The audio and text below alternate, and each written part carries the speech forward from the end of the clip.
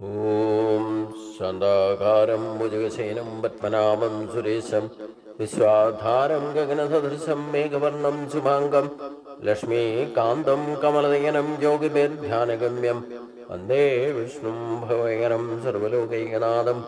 ॐ नमो भगवते वासुदेवाय, ॐ नमो भगवते वासुदेवाय, ॐ श्री कृष्णाय परब्रह्मणे नमः। सभी सज्जनों को भगवान का नाम से और मोहन जी का नाम से प्रणाम। हम गीता दूसरा अध्याय में एक प्रधान भाग में प्रवेश कर रहा हूं। अभी तक अर्जुन ने आत्म तत्व और कर्म तत्व के बारे में भगवान से जो कुछ भी सुना है, भगवान ने आत्मबोध के अनुसार कर्तव्य कर्म को पूर्ति करने का तरीका अर्जुन को समझाया है अथवा हमें समझाया है। ये सब कुछ सुनने के बाद अर्जुन को एक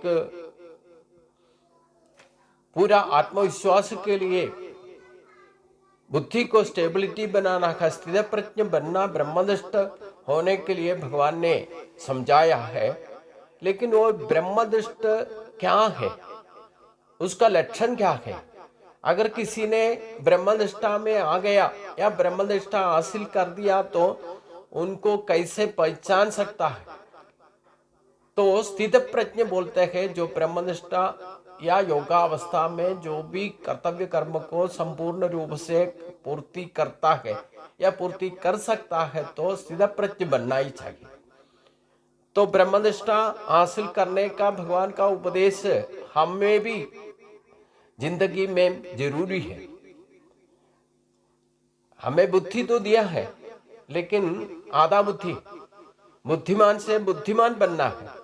तो बुद्धि से मेधा बुद्धि में बदलना, वही विशेष बुद्धि है। मेधा बुद्धि बोलने से हमारा हर एक का हरकत, चिंता होने तो, अपना बोली होने तो, या हम काम काज में जो भी हम चलन चलता है, हर एक बात में अविद्यादि दोष बोलते हैं। जो सृष्टि में ब्रह्मा जी ने सृष्टि शुरू किया तो पहले सृष्टि किया है, अविद्यादि दोष को प्रकट करवाया। मतलब कोई भी बात में गुण और दोष प्रकट होने का वो व्यवस्थित है अविद्यादि दोष। इसी को पहले सृष्टि किया है, उसके बाद ही तो सृष्टि का परिकल्पना शुरू हुआ है। तो कोई भी बात में इसलिए हमें भी प्रकट स्वभाव में नेगेटिव फील करता है, नेगेटिव हम प्रकट करता है। हम कुछ देखता है तो भी, सोचता है तो भी, हमारा ही सोच चाल चलन में ही अविद्यादि दोष ही पहले प्रकट होगा। हम बच्चों को बात, कोई भी बात तो सुन लो, देख लो, हम कभी भी नेगेटिव थिंकिंग में पहले जाता है। इसका कारण यो है अविद्यादि दोष का प्रकट भाव पहले का सृष्टि में ही है, इसको हम परे नहीं हो सकता। इसलिए स्थित प्रज्ञ बनने के लिए अर्जुन को भगवान ने समझाया तो उसका तरीका भी बता दिया। स्टेबिलिटी से कृत्यनिष्ठा, भक्ति, विवेचन शक्ति, दृढ़ निश्चय, त्याग, मनस्थिति, ये 5 गुणों को हम जिंदगी में नित्य नैमित्य कर्म में पहले अपना ही सेफ्टी के लिए, अपना शरीर का परिपालन के लिए हम उसको फॉलो करना ही पड़ेगा। उसके लिए उसको ठीक तरह से हमारा ये स्वभाव में इसको नित्य नैमित्य कर्मों में हम उसको फॉलो करना है। तो हमारा बुद्धि को स्टेबिलिटी हम बनाना ही। बुद्धि को स्टेबिलिटी बनाने के लिए इंद्रियों का नियंत्रण चाहिए और मन का स्टेबिलिटी चाहिए, मन का एकाग्रता चाहिए, तभी तो हमारा बुद्धि में स्टेबिलिटी आएगा। बुद्धि में स्टेबिलिटी आ गया तो हमारा आत्मा शक्ति को प्रकट होगा जाएगा, सजीव हो जाएगा। इसलिए इंद्रियों का नियंत्रण और मन का एकाग्रता, उसी में बुद्धि का स्टेबिलिटी, उसी से आगे हम चित्त शक्ति को हासिल कर सकता है। वही आत्मा शक्ति, वो संपूर्ण रूप से उसको हमारा व्यवहार में यूज करना। तो ये प्रोसेस हम करना ही करना है। उसी को हासिल करने वाले को ब्रह्मनिष्ठन बोलते हैं या स्थित प्रज्ञ बोलते हैं। प्रज्ञा बोलने से बुद्धि, स्थित करना, स्टेबिलिटी लाना। इसलिए उसी के बारे में अर्जुन एक सवाल करता है भगवान से। उसी का सवाल हमारा दिल में भी आ सकता है, कैसे, क्या स्थित प्रज्ञ किसको बोला जाता है। अगर स्थित प्रज्ञ जो हो गया, ब्रह्मनिष्ठ हासिल किया हो गया, या स्थित प्रज्ञ अवस्था हासिल करने वाले का प्रकट स्वभाव क्या होगा, उनका चाल चलन कैसे होगा, उनका बोली कैसे या कैसे, सब दूसरे का सब व्यवहार कैसे होगा, ये सब कुछ अर्जुन कैसे पहचान सकता है स्थित प्रज्ञ को करके भगले भगवान को सवाल करता है, संशय पूछता है। वो 54वां श्लोक है, 54वां श्लोक में ये बताता है, अर्जुन उवाच स्थित प्रज्ञस्य का भाषा समाधिस्तस्य केशव स्थिति किम प्रभाषेत किमासीत व्रजेत किम। हे केशवा, समाधि अवस्था में स्थित होने वाला का स्थिर बुद्धि कैसे बनाया जाता है, अगर बनाया गया तो उसको कैसे, उसका लक्षण क्या है, उसको कैसे दूसरा पहचान सकता है, और स्थित प्रज्ञ का कैसे बात करते हैं, उनका बोल चलन कैसे होगा, और उसका स्थिति क्या होगा, वो कैसे अपना कर्मों में या चाल चलन का व्यवस्था कैसे होगा। ब्रह्मनिष्ठा हासिल करने वाला का सिद्ध पुरुषन को ही स्थित प्रज्ञ बोला जाता है। तो ब्रह्मनिष्ठा हासिल करने वाला का सिद्ध पुरुष कहा जाता है या योगनिष्ठन बोला जाता है, उसी को ही स्थित प्रज्ञ भगवान ने बोला गया है। तो उसका लक्षण का रूप में, स्वरूप में हमारे सामने एक स्थित प्रज्ञ आ गया तो उसको कैसे पहचान सकता है, उसका बोल चलन से, उसका चाल चलन से, उसका तन से भी, मन से भी वो कैसे हरकत करता है, ये स्थित प्रज्ञ करके हम कैसे पहचान सकता है, यही अर्जुन पूछ रहा है। उसका लक्षण 18 श्लोक में बताता है, उसको कैसे हासिल करना है, हासिल नहीं करने से क्या होगा, और ये सब कुछ 18 श्लोक में 18 तत्व का हिसाब से हम मान लेना चाहिए। इसको स्थित प्रज्ञ लक्षण का श्लोक माना जाता है। इसलिए ये श्लोकों को, 18 तत्वों को हम ठीक तरह से गहन रूप से अध्ययन करना भी है, उसको याद रखना भी है, ये हम हासिल करना भी है। तो हम जिंदगी में कभी न कभी भगवान का पास जाने लायक प्राप्ति कर सकता है, योग्य बन सकता है। इसलिए इसका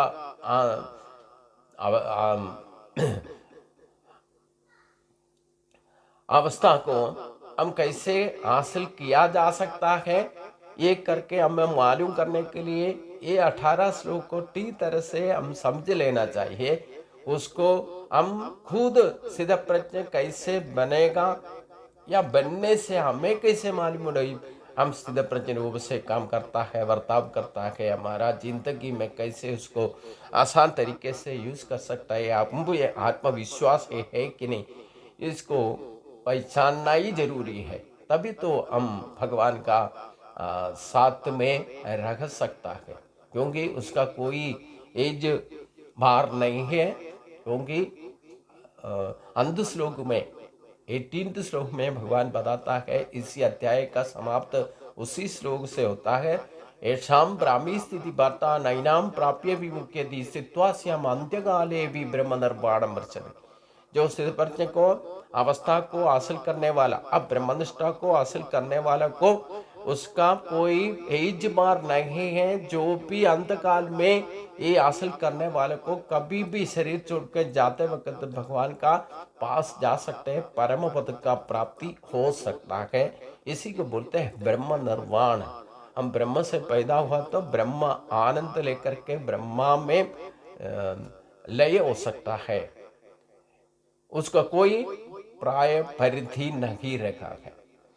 इसलिए ये अर्जुन का सवाल का उत्तर के रूप में आगे अब भगवान 18 श्लोक डायरेक्ट बताता है।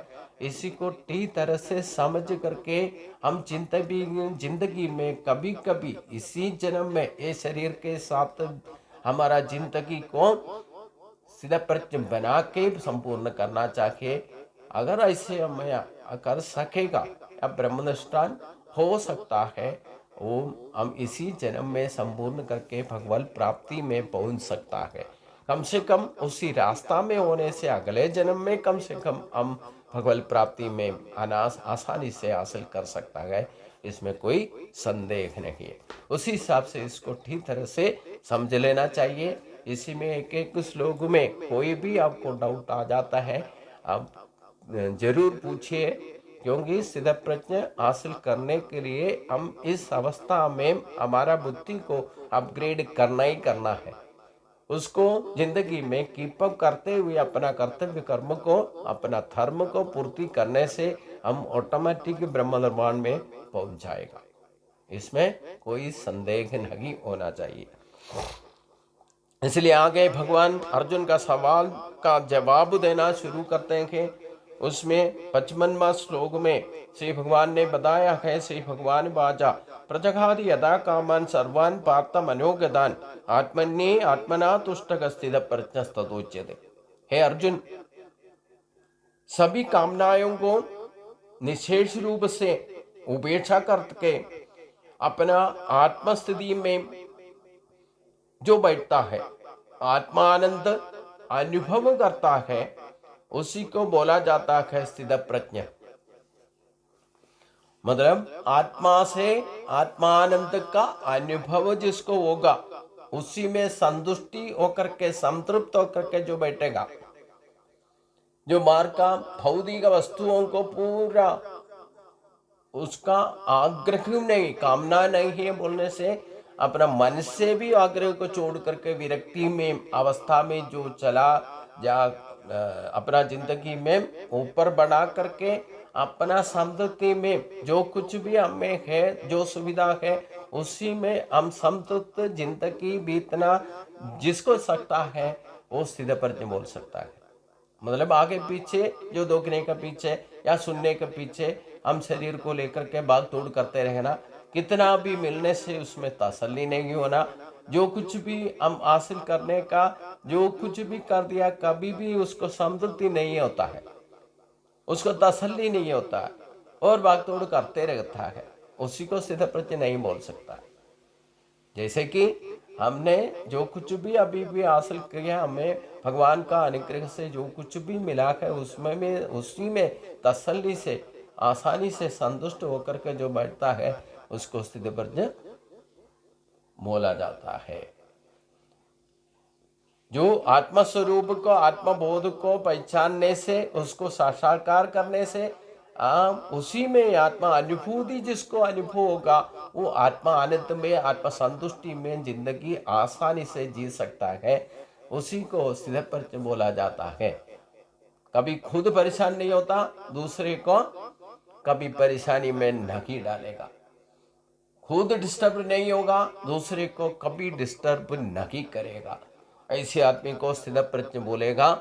हम खुद जो कुछ भी हमें अभी सुविधा प्राप्त है भगवान का अनुग्रह से मिला हुआ है, उसी में पूर्ण संतुष्टि से आसानी से हम जिंदगी को बीतना चाहिए, वैसे रखने वालों को स्थित प्रज्ञ कहा जाता है। आगे भगवान बताता है, दुःखेष्वनुद्विग्नमनाः सुखेषु विगतस्पदः वीतरागः भयक्रोधः स्थितिर्मुनिरुच्यते। ऐसे सुख दुख होने दो, लाभ नष्ट होने दो, जय पराजय होने दो, उसमें ऐसे चंचल अवस्था में अचंचल अवस्था को हासिल करके जो रह सकता है उसी को स्थित प्रज्ञ बोला जाता है। और अचंचल मन का मालिक बन के जो बैठा है उसमें सुख दुख होने हो या जय पराजय होने दो, धर्म अधर्म होने दो, जो कुछ भी संभवित होने वाला हरकतों से और अनुभवों से कभी व्यतिचलित नहीं होता है, उसी का अचंचल बना करके अचंचल सामावस्था को सामा अवस्था हासिल करके उसी में जो रह सकता है उसी को सिद्ध प्रज्ञ बोला जाता है। क्योंकि जो योगा अवस्था में, जैसे कि भगवान ने इससे पहले बताया, योगस्तक कुरु कर्माणि संगम त्यक्त्वा धनंजया सिद्धि सिद्धियो समो भूत्वा समत्वम योग उच्यते। ये समा अवस्था को जिसको हासिल करके, समा अवस्था को अनुभव करके उसी में तसल्ली से जिंदगी बीतता है, उसी को सिद्ध प्रज्ञ कहा जाता है। कभी अपना विकार विचारम से कभी डिस्टर्ब नहीं होता है, अस्वस्थ नहीं होगा। उसी में राग, भय, क्रोध, इनको कभी अपना स्वभाव में नहीं होगा। ऐसे विकार विचारों से कभी अपना स्वभाव में परिवर्तन होते रहने वाला को ये अवस्था नहीं हासिल होगा। लेकिन अपना विकार विचारों को, अपना मन का हिसाब से समावस्था को समृद्धि से जिंदगी जीता है, और राग जो देखने वाला इंद्रियों को नियंत्रण करता कर करके तसल्ली से जिंदगी बीतता है, उसी को बोला जाता है स्थित प्रज्ञ बोलता है। उसी को योगी कहा जाता है, योगारूढ़ उसी को बोला जाता है। और आगे भगवान बताता है, इस सर्वत्रान अभिस्नेह तत्व प्राप्य शुभाशुभम नाभिनंदति नद्वेष्टि तस्य प्रज्ञा प्रदर्शिता। जो सिद्ध प्रज्ञ हो जाता है, सिद्ध प्रज्ञा अवस्था में अनुभूति रखता है, उसको किसी के साथ में ममता अटैचमेंट का स्वभाव नहीं होगा, नहीं होना चाहिए। किसी से भी, कोई भी चीज से साथ अटैचमेंट, ममता नहीं रखना है, न उसको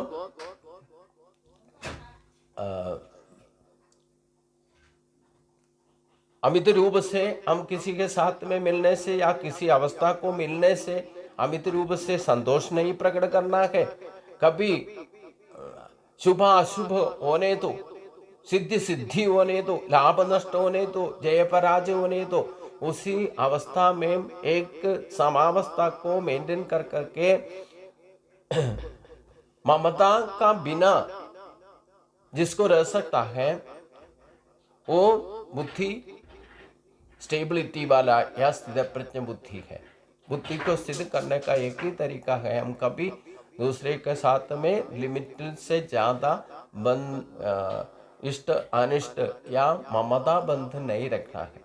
हम सुख दुख को कभी भी कोई काम करता है, कोई भी संभव हमारा जिंदगी में होता है, उसी में कभी दुख सुख दुख लाभ नष्ट प्रोडक्ट नहीं होता है। लेकिन हम उनके साथ में जो बर्ताव करता है, हमारा भाव के हिसाब से हमारे सुख दुख का अनुभव हो जाता है। हम उनके साथ में कैसे बर्ताव करता है, किस हिसाब से हम उनको समीपन करता है, हमारा भाव के हिसाब से उसी के साथ में सुख दुख लाभ नष्ट जय पराजय तब फील करता है। एक्चुअली जो है, कोई भी काम होता है, कोई भी संभव हमारा जिंदगी में होता है, वो संभव का वजह से सुख दुख प्रोडक्ट नहीं होता। वो हमारा उनके साथ में जो बर्ताव करता है, अटैचमेंट रखता है, ममता रखता है, उसी हिसाब से हमें लाभ नष्ट जय पराजय सुख दुख जो फील होता है, वो अपना अपना स्वभाव का हिसाब से होता है। जो इसी में ऐसे परिवर्तन नहीं करता है, अपना मन को स्टेबिलिटी बनाकर रखा है, किसी के साथ में कोई ममता बंध या अटैचमेंट रखना नहीं, न किसी को दुश्मन नहीं मानना, वैसे ही अपना कर्तव्य कर्म को करके जो कुछ भी फल आ जाता है उसी में तसल्ली से जीना चाहते हैं, वो स्थित प्रज्ञ कहा जाता है। ये अभी आगे भगवान बताता है कैसे स्थित प्रज्ञ को बनाए रखने का तरीका क्या है, उसका लक्षण क्या है, क्यों क्या चीज हम नियंत्रण करने से हमें स्थित प्रज्ञ हो सकता है, बन सकता है। तो उसका दुश्मन बन करके कौन बैठा है हमारा जिंदगी में, हमारा इंद्रिय। इसलिए इंद्रिय को कैसे नियंत्रण करना है करके भगवान आगे बताता है, उसी को हम ठीक तरह से पालन करना चाहिए। क्योंकि जैसे कि अर्जुन को सारथी बन करके, अर्जुन का सारथी बन करके भगवान बैठा, तो भी 5 घोड़ों बांधा हुआ ये रथ का नियंत्रण भगवान का हाथ में। इसलिए इंद्रियों को जो भागदौड़ करने वाला 5 घोड़े का रूप में हमारा इंद्रिय है, ये इंद्रिय को नियंत्रण करने से हम सिद्ध प्रज्ञ बन सकता है। क्योंकि इंद्रियों का नियंत्रण हमारा वश में आना चाहिए। उसी हिसाब से हमारा मन का स्टेबिलिटी होगा। मन का स्टेबिलिटी होने से हमारा बुद्धि को स्टेबिलिटी मिलेगा। यही तरीका है। आगे भगवान क्या बताता है करके हम अगले दिन में सोचेंगे। सभी को नमस्कार।